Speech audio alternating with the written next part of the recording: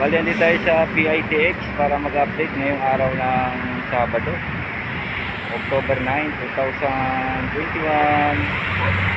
Ngayon po araw ng Sabado, maaga pa po ako. Medyo napansin niyo po may mga mixer. Maaaring magbubuo sila ngayon. Dahil nakabang po itong mixer. Cement mixer truck ngayong araw na ito.